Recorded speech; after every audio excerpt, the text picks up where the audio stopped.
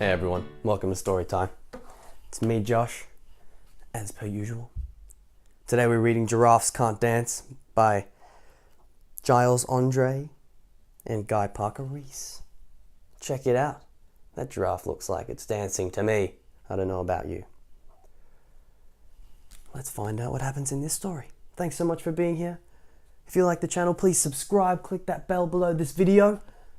Then you can visit the page, read stories with me whenever you like. There are lots on the channel now, so you can read however many, whenever, wherever, whatever, whoever, however. There you go. Get comfortable, get ready wherever you are, because we're about to delve into story time. Here we go.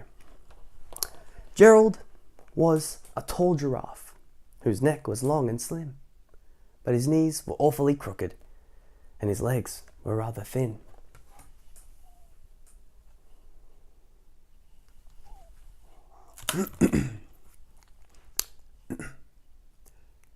He was very good at standing still and munching shoots off trees, but when he tried to run around, he buckled at the knees.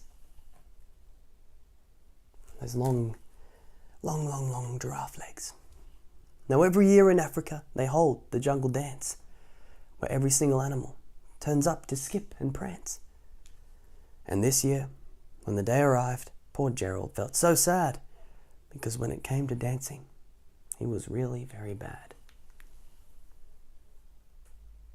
You can see everyone's arriving for the jungle dance, to bust a groove. The warthogs started waltzing, and the rhinos rock and rolled.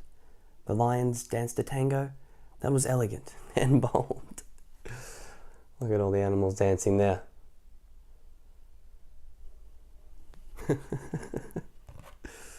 The chimps all did a cha-cha with a very Latin feel, and 8 baboons then teamed up for a splendid Scottish reel. Sorry if my voice is a little bit coarse, I've had a cold recently, but don't worry. Back to reading some awesome books. Gerald swallowed bravely as he walked toward the floor, but the lions saw him coming, and they soon began to roar. "Hey, look at clumsy Gerald!" The animals all sneered.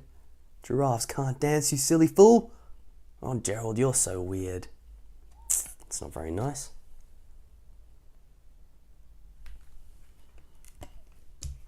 Gerald simply froze up. He was rooted to the spot. "They're right," he thought. "I'm useless. Oh, I feel like such a clot." So he crept off from the dance floor and he started walking home. He'd never felt so sad before, so sad and so alone. Poor Gerald. Then he found a little clearing and he looked up at the sky. "The moon can be so beautiful," he whispered with a sigh. "Excuse me," coughed a cricket who'd seen Gerald earlier on, "but sometimes when you're different, you just need a different song."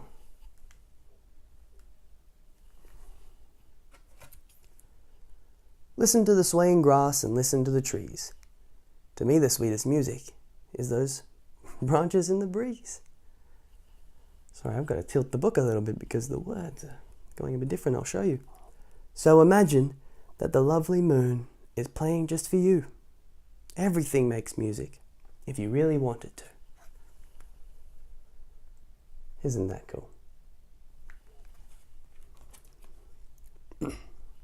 With that, the cricket smiled and picked up his violin. Then Gerald felt his body do the most amazing thing. His hooves had started shuffling, making circles on the ground. His neck was gently swaying and his tail was swishing around.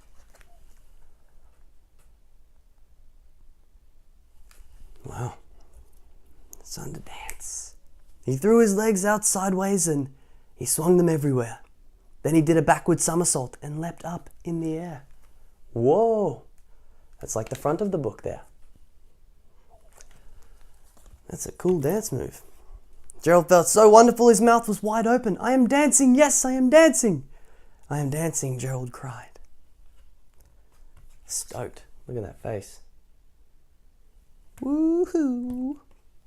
Then one by one each animal who had been there at the dance arrived while Gerald boogied and watched him, quite entranced. They shouted, "It's a miracle! We must be in a dream. Gerald's the best dancer that we've ever seen."